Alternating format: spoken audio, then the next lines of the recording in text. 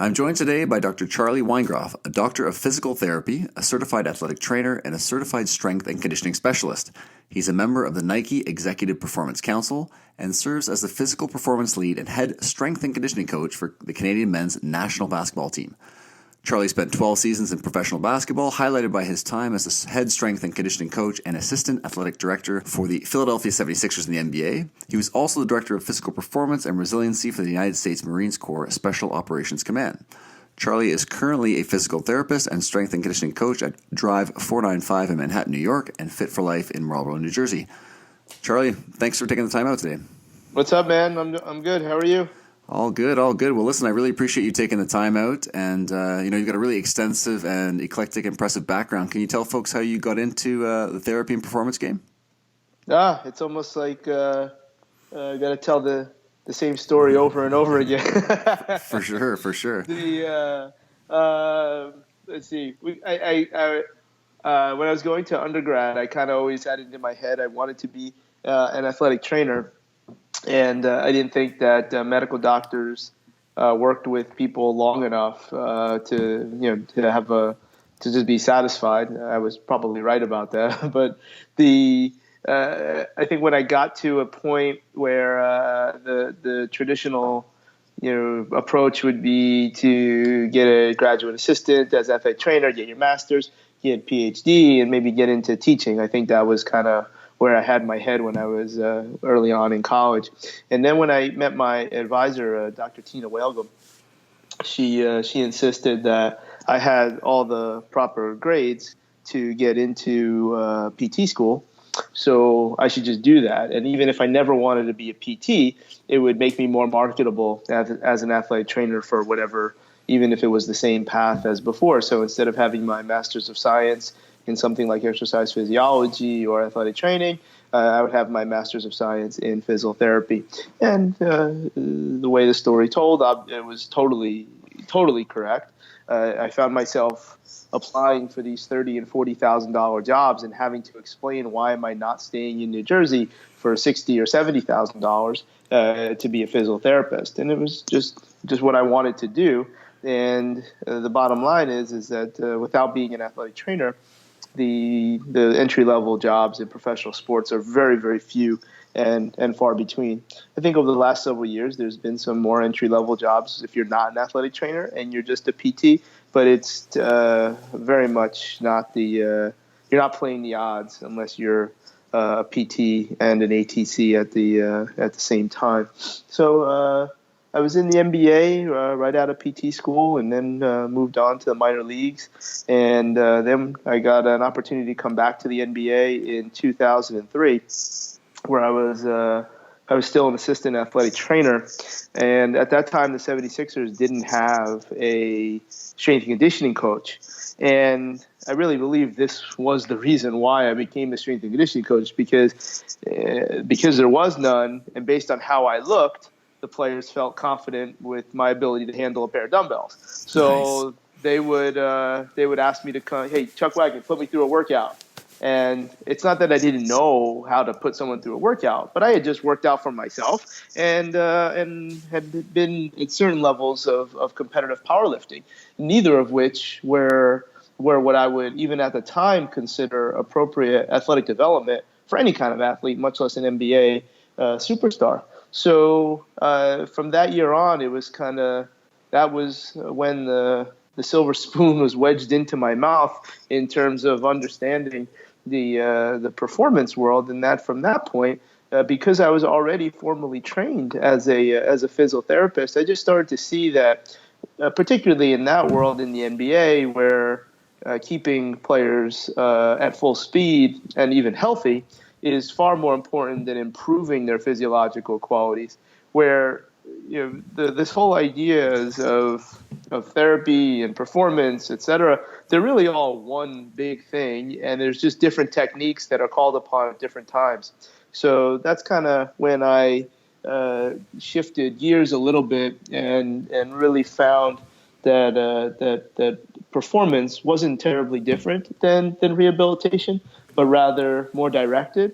And if there was no injury, what could we do? And the more you did, the more you found that that the concepts and principles of rehabilitation were not terribly different than what we saw in terms of bigger, faster, stronger, more fit, more resilient, etc. So, life kind of went on that way, where pretty much every job I had was really based on the model that I started to burgeon in the early middle 2000s.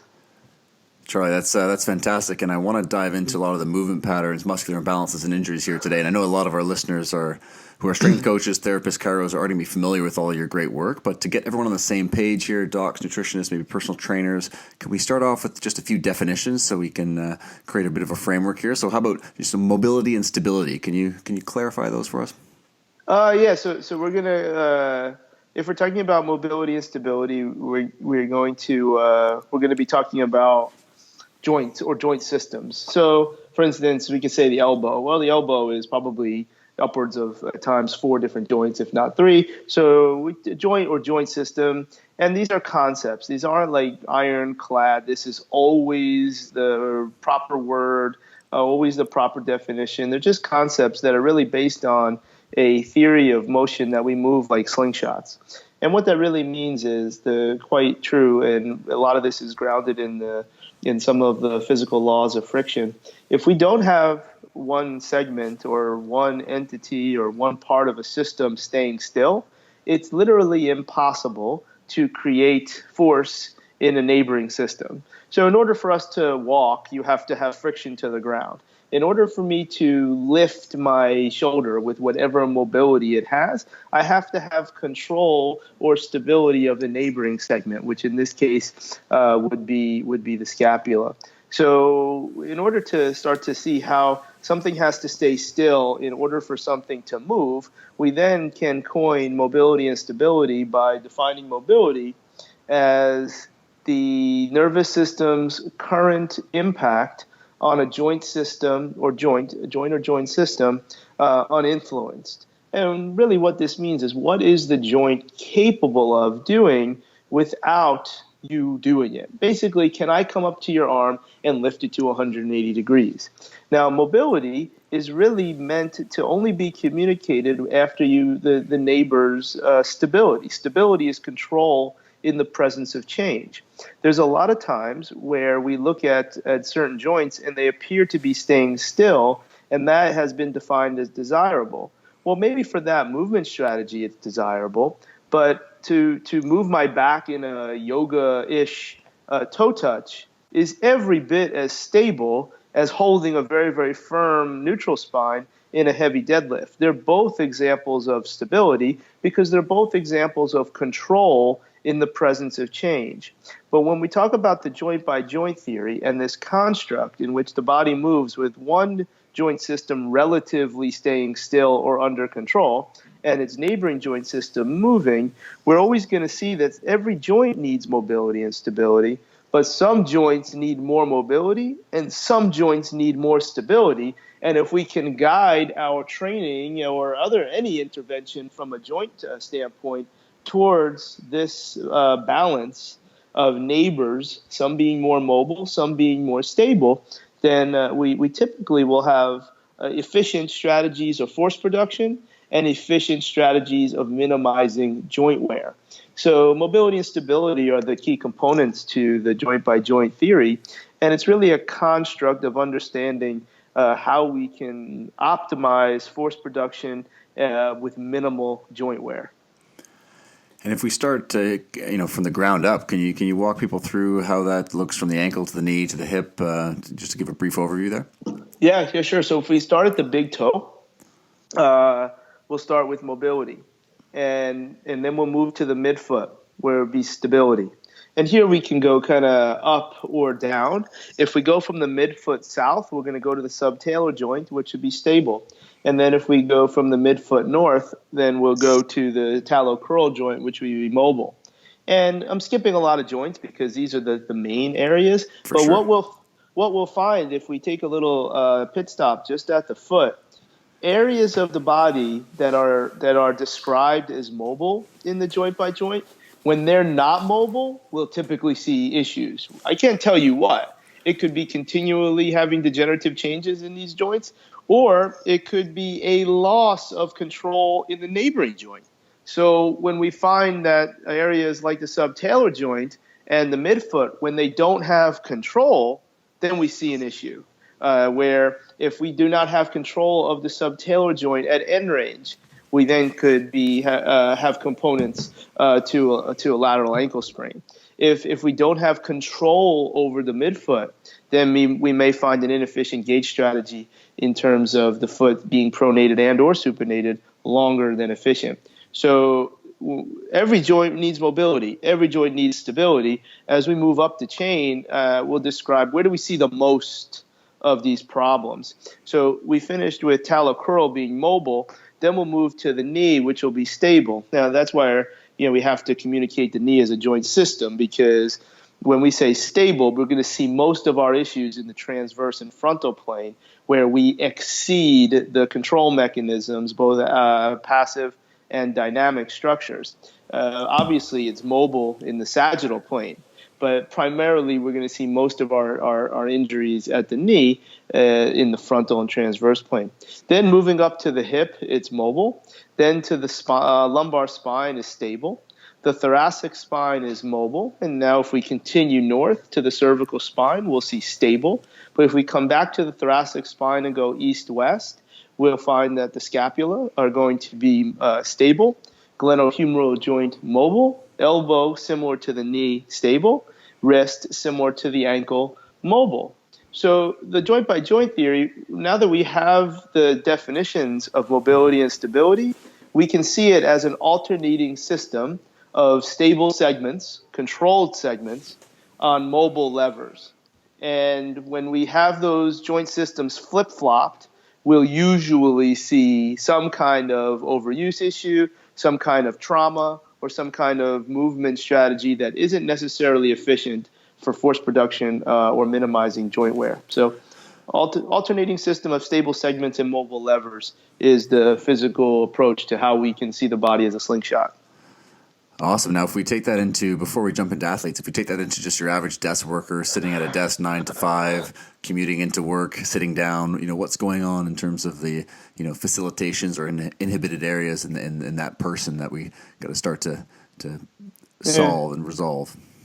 Well, without having a lifestyle that demands and utilizes mobility in the key areas, in most cases, if not all, the thoracic spine, the hips, and the ankles, when we lose mobility, we rob Peter to pay Paul. So then the neighboring segment, where if it's thoracic spine, it'll be the neck, the lumbar spine, the ribs, or the scapula. If you lose mobility in the hips, you're going to look at the knee and or the lumbar spine. If we lose mobility in the ankles, we'll typically see issues at the knee, where the areas that are meant to create control and on a foundation, we create movement then in those. And creating movement inefficiently in the lumbar spine, the scapula, leads to lots of the orthopedic conditions that I don't know that the names are always so significant, but when joint systems are not prepared for the activities that they're doing, in this case, because the other joint systems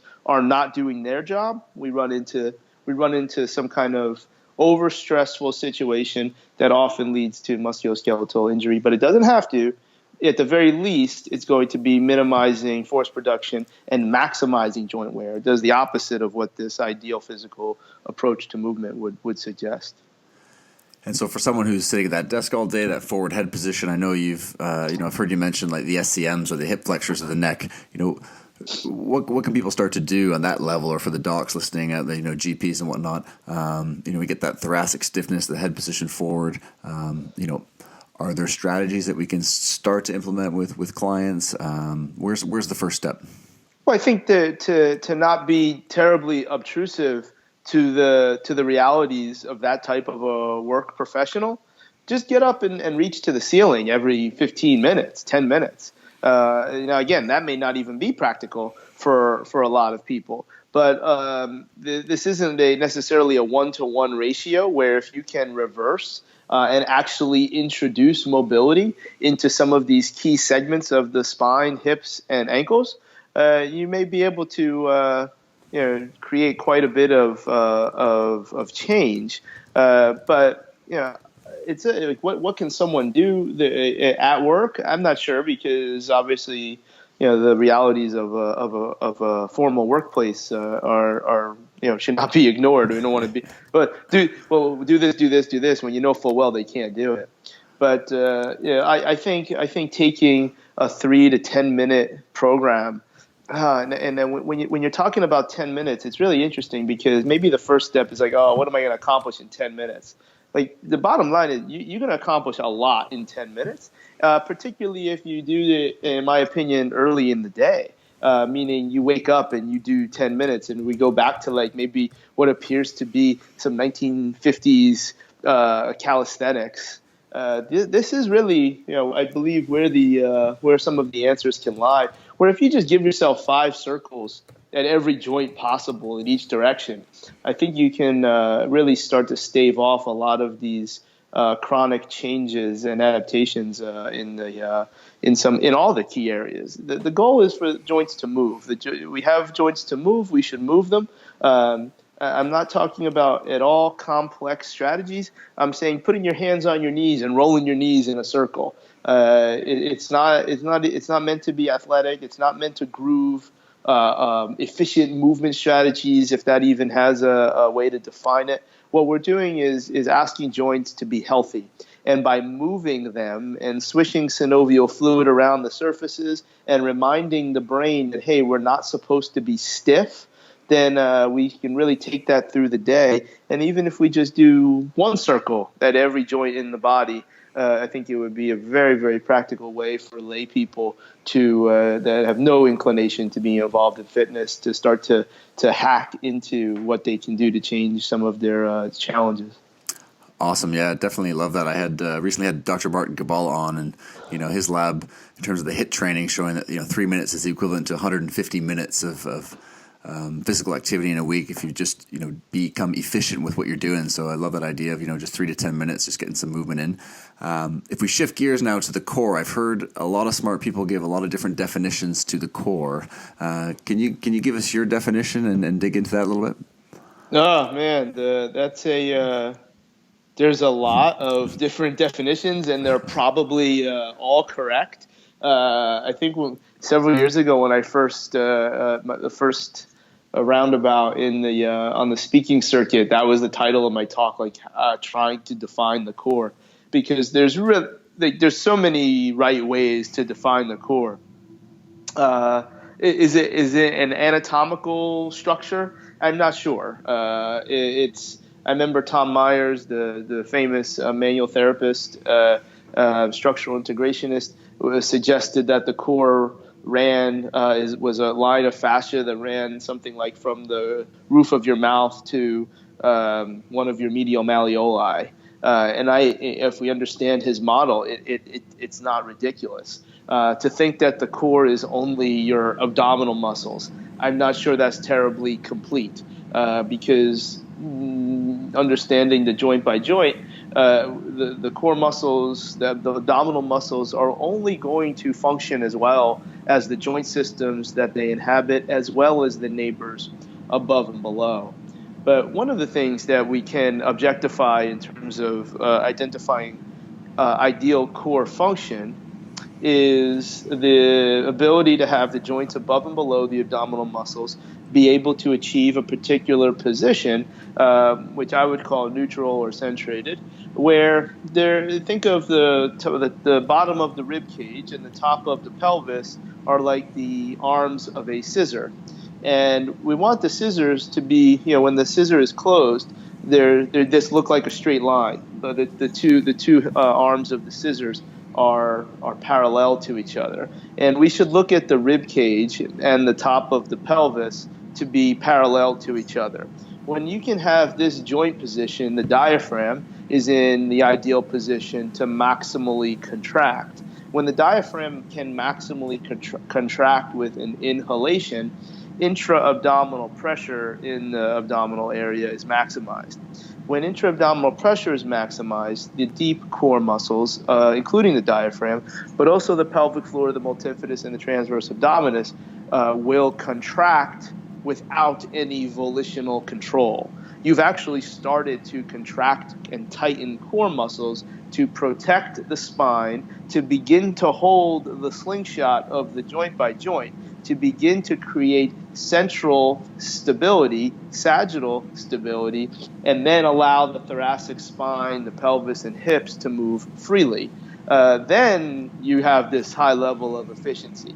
There's also an incredible autonomic nervous system effect of this breathing strategy, which I am giving you as a soft definition to define the core. So I think a lot of it is some of these deeper abdominal muscles, not the ones you can see or touch, but it's also having the ideal joint position so that those muscles can function in a very particular fashion, in unison and as directed by intra-abdominal pressure. Because you can contract these muscles volitionally, but this is very foolish. Like pulling in your belly button is absolute nonsense. Gotcha. You can have a straddled step and kind of lean forward and backwards, and there'll be EMG studies that will say that you're contracting the multifidus. This is all foolishness, because when you hold your ground and take a punch or throw a ball or lift a weight or even walk, all four of those deep inner core muscles are contracting in unison. At no point are they ever contracting in normal human movement. They're never contracting with your own intent, and they're never contracting by themselves outside of pathological conditions. So there's a lot of victories in understanding that this is an ideal process. Is it the core? Is it the strong core? I don't know, because being able to do other things with other abdominal muscles are still very, very desirable. The stronger you can hold your lumbar spine, the more you're going to be able to move above and below. Is it always efficient? What is the cost of your training, et cetera, et cetera? But there's a lot of correct answers. I gave you one that I think has quite a few boxes checked. And you mentioned there like sort of lumbar, stability and movement there, and I know, obviously crunches, things like Russian twists, especially in the, we'll talk CrossFit here in a minute, but in the CrossFit world, those are movements, especially the Russian twists, that are common. I know you're a big McGill fan. Are these things that, should they be still practiced these days? Is that putting us in a compromised position? Can you speak to that a little bit? I'm a fan of intelligent science. It doesn't mean I'm always a fan of a person. So, but I just had a very good conversation with Dr. McGill recently, and a lot of times when we talk, it's not necessarily about a lot of these things, because to me, it's really cut and dry. Like there's no, I don't know why anyone would like to do these things. Now, what is it? And usually the message is, okay, if it's going to be very impersonable and probably unprofessional, okay, don't do crunches and don't do Russian twists. And then the immediate response from this idiot is to say, all right, well then what do you do for your core? It's like, oh my God, this is so wrong. Because of course, there's definitely drills, exercises, positions, lifts that can strengthen the force production of certain muscles of the lumbar spine, but they are all going to be done under ideal joint positions so you can maximize force production and minimize joint wear. You only get so much of cartilage and so much neural ability to buffer neural threat when your joints are constantly in positions that the body recognizes as threatening or potentially injurious. So this whole notion that the only way to train your core is through this concentric force production outside of spinal neutral. There's so many other brilliant exercises, more than even just planks or more than just putting a bar on your back. There's a lot of things that can be done that can keep the spine neutral and very effectively create a fitness training effect, even if it's just bodybuilding. That being said, if the best way to train the abdominal muscles is to not move out of neutral, the second best way, which is really the first worst way, but the next way is, okay, get outside of neutral, but stay outside of neutral. So if you're going to train lumbar flexion, if you insist that this absolutely has to happen, then get into lumbar flexion and stay in lumbar flexion. So you are controlling and not moving from flexion all the way to extension. Flexion, like that nonsense move that some people will do on a glute ham raise. First of all, it's called a glute ham raise machine. It's not called anything else. It's not called a yeah, it's called a glute ham raise machine. It's not a glute ham raise developer. It's so frustrating. People make up words so they feel special, like it's their like it's theirs and it's only theirs and it's their club and no one else can be in it. Okay, God made glute ham raise machines to do glute ham raises. He didn't make them to do these crunches where you are just mangling your spine, where you're now in the third choice of how to train these abdominal muscles directly, where you are then ranging from maximal flexion into maximal extension, to maximal flexion to maximal extension. These are all, that's probably the worst way to minimize force production and maximize joint wear. So yeah, everything is a cost. Like, anybody can do whatever they want. To challenge whether it's McGill's research or other research to say that the cost and effectiveness of doing this is better than doing it another way. Well, now that's a real question. It's no longer opinion. People do what they want, but I don't necessarily understand why this has to happen. And I can also give you some firsthand knowledge from coaching, where in the United States Marine Corps, physical fitness testing is one of the tests is to do crunches, 100 crunches in 2 minutes. Every single Marine that I trained for a particular group of time, we never ever did any kind of lumbar flexion training, and every single one of them scored 100%. Because any athlete any normal athlete that trains should be able to walk into the gym at any moment and do 100 crunches. You don't need to practice for these types of things, because that's actually speaking to some of the competitive nature. Because if you have to compete in something, then at some point you probably should introduce it into your training program, and there's a cost to that. And if you train something that's injurious, you're now increasing your probability of injury. It doesn't mean you will get injured. It just means you're increasing the probability. And if anybody would challenge that probability, I would just say, let's talk about them Cowboys, man. Like talk about something else. It's so not even a conversation. But I think when you bring up the people that you're talking about, it's just a very challenging conversation, because they don't speak in facts. They speak in emotion. And okay, dude, do what you want to do, man. I ain't worried about you. Like, go ahead. Like, do your thing. Like, you didn't ask for my opinion then. Like, you really just wanted me to tell you that you were doing everything right, when in fact you're not. So it's an interesting thing, and I think a lot of it too is because your back doesn't break once. It doesn't break the first time. It may not break for a long time. And at the same time, on the flip side of all of that diatribe, if I knew you had to be in lumbar flexion for your competition, we can create a spine that's more resilient to lumbar flexion. It's probably going to be very hard to create that resiliency and force production at the same time. But if you can almost periodize your way towards creating a spine that doesn't break in flexion and then make it flex a whole bunch, there's a way to do that. There's actually, you can take any injury prediction, any injury position, valgus knee, hypervalgus elbow, like in a thrower, a javelin thrower, a baseball thrower. These areas that we know are going to be injured, it is very, very scientific to create, to direct collagen to those areas and create a stiffer tissue that doesn't affect joint function. That can be done. That's some legit performance stuff right there that I'm not sure is shared by some of these fly-by-night weekend folks. But so there is a flip side to it. Yes, do a whole bunch of crunches, I would expect your back to hurt. But if you're going to come tell me, hey, I need to do this test that has 500 crunches in 5 minutes, I'm like, all right, I can help you. I know what to do.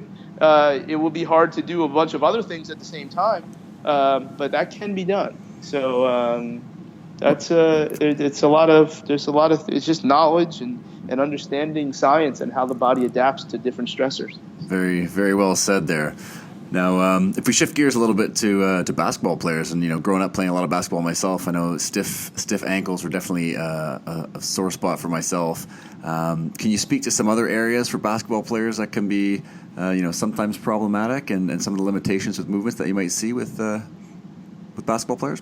I think if the joint by joint gets exploited, and what do we see a lot of? We're going to see sore knees and we're going to see sore backs. And so what's the link between between the knees and the back? Well, it would be the hips. And if to gain certain positions, I think one of the fallacies when it comes to hip motion in basketball is that it appears that we never descend past a certain range of motion in the game of basketball in the athletic position. But if you actually watch basketball in slow motion, the dropping way below these different positions for at times under 1 second to create this amortization phase, this eccentric followed by explosive concentric, is very, very common. So now if the joints can actually get into that position, albeit with a lot of resistance, whether it's in the ankles, knees, hips, etc., we start to find that there's these joints that have to overcome incredible amounts of force, plus the external load of jumping or leaping or moving side to side, and these joints can become accelerated in the degenerative process. You don't see too many upper body things. Now, you're going to see a lot of basketball players with what appears to be a rounded back and a forward head, and some of these things that might look a lot like the office workers were talking about before. Yep. But in my experience, I don't find that to be terribly relevant. And here's why. If you're a basketball player, you're pretty good at bringing your arms over your head. Otherwise, you wouldn't be a basketball player. So if you actually did have a thoracic spine that did not allow for ideal motion of the upper extremities, you would have been naturally selected out of basketball probably a long time ago, like 6th or 5th grade. Gotcha. So one of the things that's important is just because you see and really the message there is don't ever look at static posture.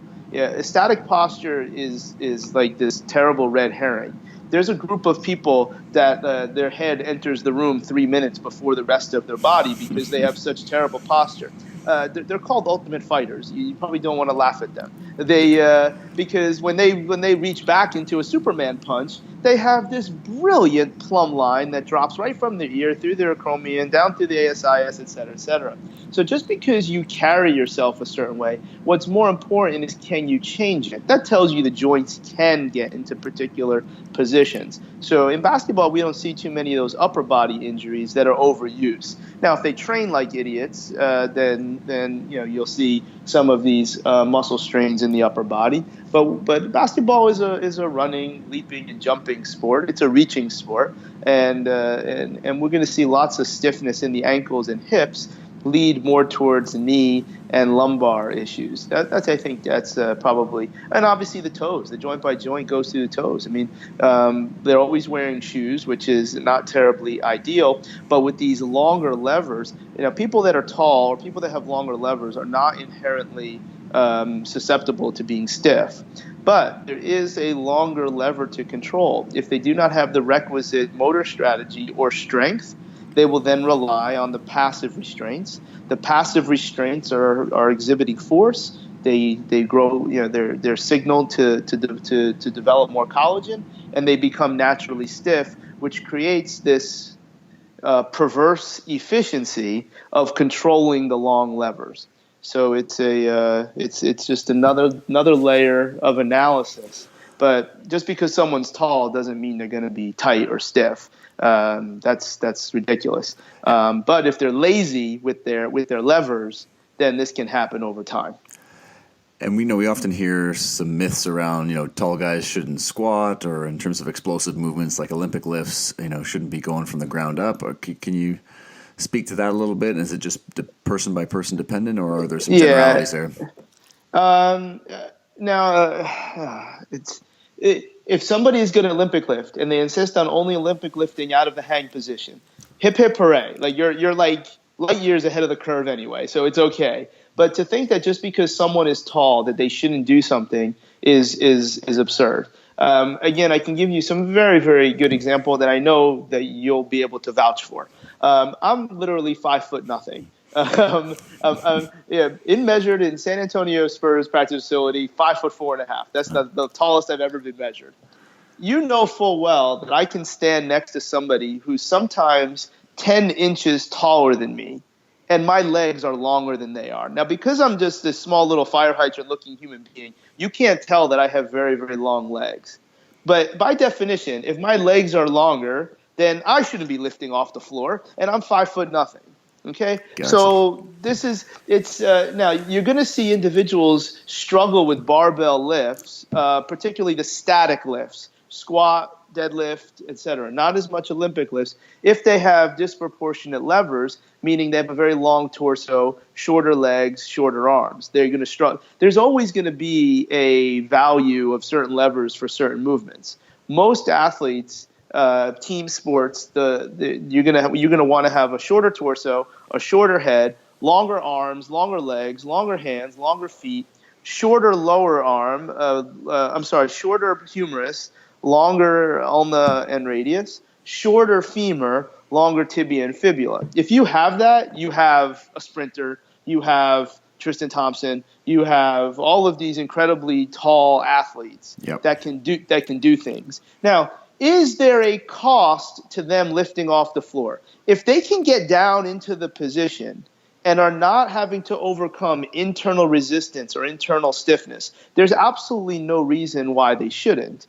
Now, if anyone, whether they're my height or Tristan's height or God, if they don't have the joint positions to achieve what you want in your plan A, then you have them do something different. But again, it has nothing to do with their total height.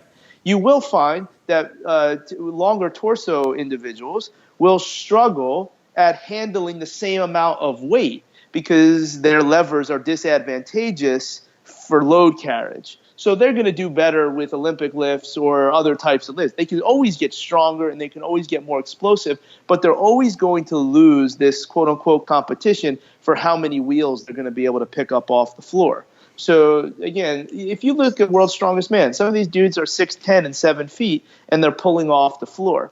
So are they going to be world-class Olympic lifters? No, because at some point they are further away from the ground. So they'll never be able to lift as much weight, but it doesn't mean they actually can't get into the position to develop strength and power, even fitness with a barbell. It's completely farcical to think that just because someone's tall, when in fact someone who's really short and has bad levers and bad stiffness, they're going to look more awful than somebody who moves really, really well and is 6'8". 100%. Now, if we shift gears to golfers and that idea of even training barbells, the example of Tiger Woods, you often hear mistakenly or perhaps not, that all his lifting and heavy lifting over the years has accumulated and led to some of his movement deficiencies, etc. Is there a place for young golfers to be lifting?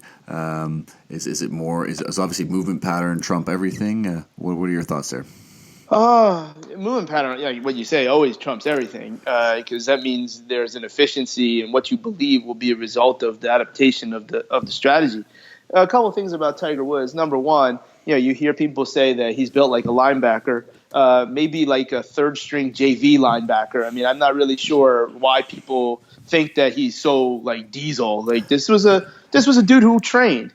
I've never seen him train. I'm under the impression that a lot of the choices that he made were very foolish, trained like an idiot, just because he was lifting weights and got bigger. That doesn't always mean it was done so in a low-cost fashion. I never worked with him. I only kind of have stories on some things that I would be like, dude, why would anyone ever do that?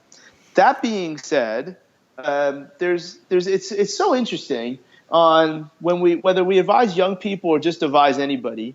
When we look at the elite of elite athletes, oh no, don't go by him, like he's an outlier.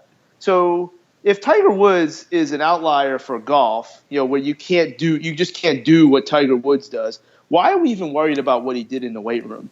Tiger Woods is going to be sure. Tiger Woods no matter whether he lifted tiddlywinks or he lifted barbells. Golf is a sport. It is a physical activity that requires qualities of development. If you make choices to get bigger and stronger and it makes you a worse golfer, you did it the wrong way. It doesn't mean that it can't be done. Now, you asked specifically about younger athletes.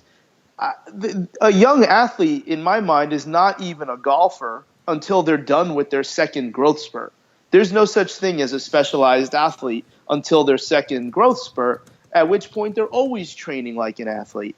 There's to lift weight. What does lift weights mean? Are we teaching 9-year-olds to do the Olympic lifts with balloons and empty PVC pipes and other age-specific toys? Absolutely. So that when their body is appropriate to be developing hormonal factors, then good things are going to happen. They've already learned the movement strategies, which you finished the question with. Now, should we put 10-year-olds into a circuit of 12 machines at your local, I don't know what you call it there, Good Life or whatever, where Noah's Ark, where they have 2 machines of everything? No, that's also ridiculous. Do I think that he's going to break his epiphyseal plates? That's also ridiculous. Weight training does not break growth plates. I mean, you're not going to stunt his growth. I'm short because my dad's 5'6" and my mom's 5 foot, not because I lifted a lot of weights. So long-term athletic development, aka training junior athletes, has an enormous role for resistance training. The amount of force that little kids put through their arms when they're climbing monkey bars is exponential compared to even sometimes a 4 times overhead press, which I'm not familiar of any human being that can do. So it's just, golf is different because it's white collar. One of the PGA Tour players that I work with had this very, very interesting sociological commentary on. I'm like, dude, seriously, like, why is golf so against lifting? Like, it's so like it can make you better. I'm not saying your arms are going to get so big so you can't swing the club. That means I suck. I hurt you. I made you bad. He's like, well, most of golf is a country club sport, and country club is a lot about culture. And when you're in a country club, you usually are not the ones carrying things, and you're not the one putting things together or fixing things. You're paying someone else to do it. And when someone of that culture and someone who feels strongly that that's their role in society, and they see another human being with big arms, they think, oh no, that's not me. That's not what I do. I'm not blue collar. I don't carry things, so that means my arms aren't going to be big. And it was a really interesting thing from a legit PGA Tour player who actually does quite a bit. He does quite a bit of lifting weights. And he's like, that's why. Now, it's not because, the people today look down upon others. I'm not suggesting that, even though I do think that's part of it. I mean, you have country clubs that don't allow women and they don't allow black people. I mean, it's just absolutely ridiculous. Definitely. But when golf is so society driven from that ilk, it makes sense as to why then the culture and society really shuns fitness because it kind of separates them from no different than the people we're talking about too. Everybody kind of wants to just be on there. They want to be in their club. They want to be in their team, something that separates them from others. And it's really probably silly to be talking about at some point. But it's should little kids train with weights? Absolutely. Do it the right way with intelligent people, not just running kids around to get tired. Measure their growth spurts, put them into positions to succeed, whether they're golfers, basketball players, ditch diggers, swimmers, doesn't matter.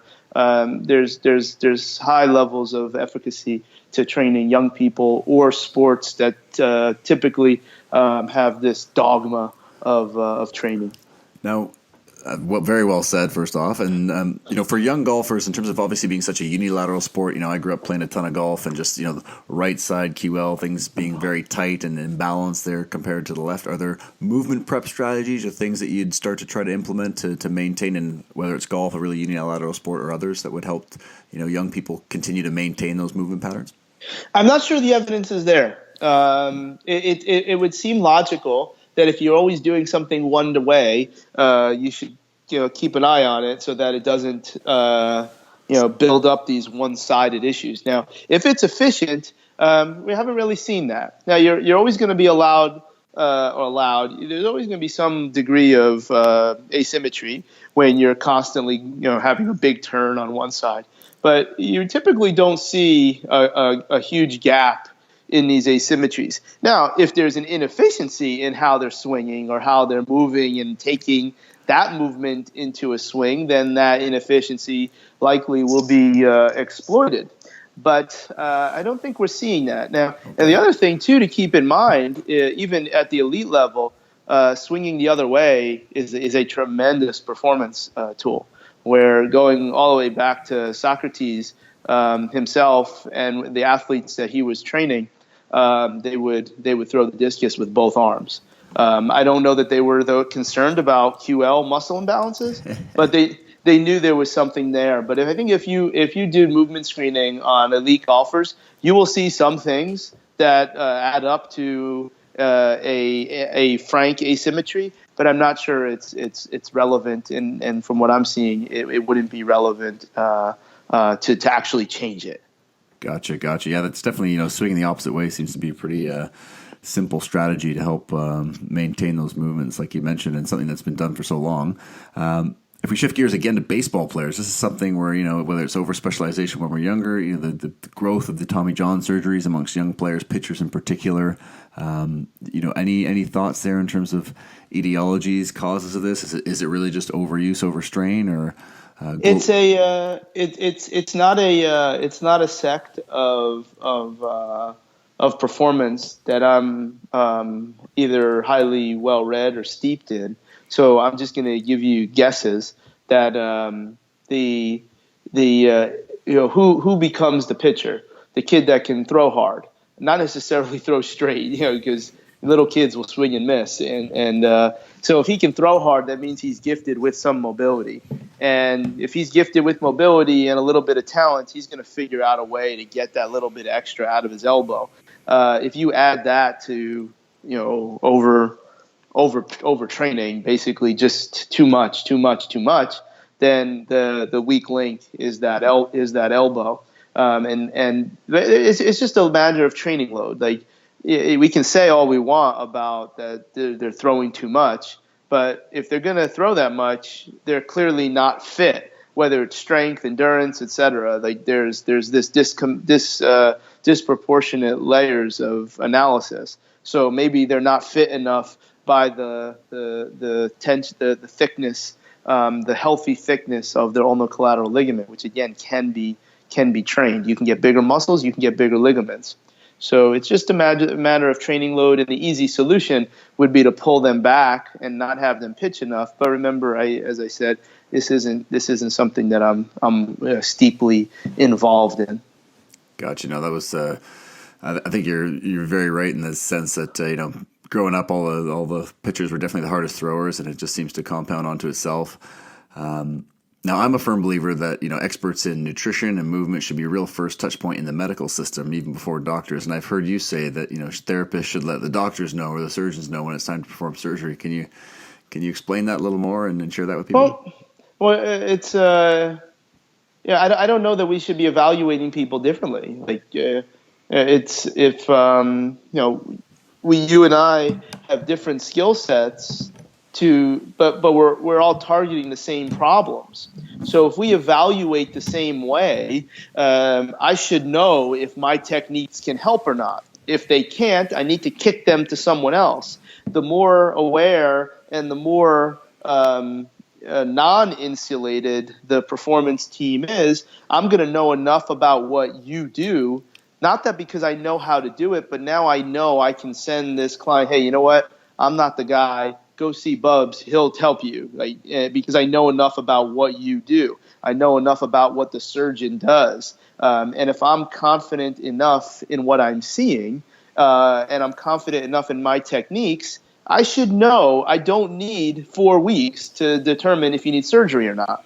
Now that may happen sometimes, but now let's put it all on the table. And now I don't. If we take that approach, it doesn't really matter who they see first. The problem is that physicians physicians, doctors, everybody gets all fussy with what their terminology is.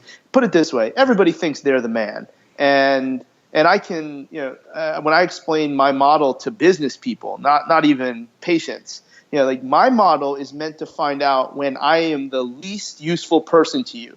That way, I'm not wasting your time. And very, very few people think like that. They're so altruistic and they're so excited to help the person that they're actually going to find their thought process is, okay, how do I help you? That's actually not my thought process. My thought process is, how do I get you to the right place? If it happens to be me, that's fine. So I'm not evaluating anyone with the intent that my techniques are going to serve them. I'm evaluation to learn what techniques are going to serve them. Now, if I put that into the hands of an orthopedic surgeon, they don't even know what the hell to do, because all they know is what they know. They basically make a decision. Am I going to do surgery or not? They don't know what else the person needs. Whereas, you know what? None of this stuff is making sense. He's got pain here, here, and here, but he's got all this ideal joint motion. This is all kind of coming out of, ever since he moved here from the other place. You know what? Hey, go see Bubbs. I'm going to send him a message if I have your permission. I want him to test you for celiacs. I want you to test you for ankylosing spondylitis. I want him to test you for all of the lupus, all the 6 different things that are on the list of autoimmune diseases that are significant of coming to a new place and maybe eating some new food, because nothing showed up on my neuromuscular evaluation that I would do as a therapist. And because I'm confident that you're better than me to help the person. And I don't see that. I don't see that happening. And I see, and again, it's easy for me to say because I'm doing it in the wealthiest zip code in the world, where all the different practitioners are all going to get paid well anyway, because the people value what we're doing. Most of our customers, aka patients, are ignorant, and they're just going to places that are convenient to their location or to their insurance, etc. So I'm not worried about losing money, because I'm gaining incredible amounts of social equity from the patient who's actually going to get better, and from the other providers that are in this network and in this circuit. So I don't care who sees them first, but nobody's in charge. The patient is in charge. And if we know enough about what other practitioners can do, then the patient will always win and everybody will make a boatload of money. Instead, people would rather keep it to themselves, and it just turns into a mess. And then next thing you know, 9 months later, the person still hasn't gotten an MRI. For sure. Now that patient-centered model is obviously, the first line and the goal. And I know your Training Equals Rehab program is, phenomenal. So such great reviews by, therapists, trainers, docs alike. Can you tell folks a little bit about the philosophies? I know we've touched on some of them already, but, walk people through that. Well, a lot of it is what we just said, where no matter what your training is, the body is the same, and it works off the same set of rules. And if someone has a complaint, you might have a skew to how you evaluate based on your background and your skill set, but your stuff has to work. And the goal of that first DVD was to bring trainers and medical providers together on this division of labor, where this is what you do, this is what you do, because now it gives the medical provider more time to work on some things. But it's all just based on trust and having a system. People I don't think people really like systems, because it kind of forces certain things to happen. And sometimes those things are, you get sent to the back. Like you're on the bench. You ain't helping right now because the system said that this is the right person to help. But now, I want to do it. Yeah, and that's so sometimes it can become fussy where people aren't used to having this high levels of trust. Now, this is a commercial product, and I'm trying to make money. Like I understand that, and I'm very disappointed that it happened. But you put. Yeah, I feel okay with everything that I put on the DVD. How other people run with it and do some of the things that maybe I'm not so thrilled about. Meaning healthcare providers acting like trainers when they have no clue how to train anybody, and vice versa. You see non-healthcare providers getting their hands into certain situations in terms of pain or whether it be medical or orthopedic, and they're just not they're not trained to identify some of these more insidious issues. So that's none of that stuff was things that I taught on the DVD, but the overwhelming message is how do you get people to work together in a systematic approach, in this case, just for what appeared to be musculoskeletal issues. Fantastic, man. Well, listen, I want to make sure I respect your time here, so I want to finish off with a question that everyone's been waiting for, and that's, can you tell us a little bit about your morning routine? Are you a coffee drinker? What does your morning look like? This is what everybody waited for, huh? This is the burning question, buddy. So which morning? If I'm going into New York?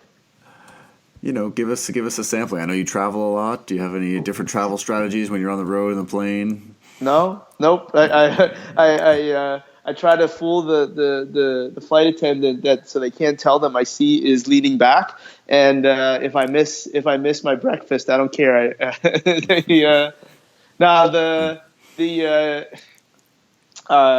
Obviously a lot of the techniques that are normal in Toronto that we know are not always so normal in America. So I go to Phoenix and I see a naturopath that pumps me full of whatever keeps me alive, because I usually wake up at between 3:20 and 3:40 at least twice a week, if not 3 or 4, and to make sure I don't drive off the road, I have an energy drink that I know you can't get in Canada because I often look for it and you cannot find it. But actually, because the schedule, when we're all together in Canada, is so less demanding than my daily life, I actually can go 6 weeks without coffee or anything like that. I just started drinking coffee, never had it before, but I'm still. When I say that, it's like I have a lot of other forms of caffeine that I'm sure are draining my adrenals, and then I get them filled up again from whatever voodoo that Sunil does for me in Phoenix, or what's ever in that bag when Sam brings them over to the hotel. So I wake up really early and I don't drink coffee, but I just found cold brew. I like that. So because Nice. I don't know what good coffee is, so I'm not so picky like everybody. This year at training camp, we're gonna up the game here, so we'll give you a sampling so you can let us know what you like best. Yeah, I'm not even gonna know, and it's too hot. Like I don't want cold, I want it iced. Awesome, man. Listen, appreciate the time. Where can people keep up with what you're doing? Where can people get more info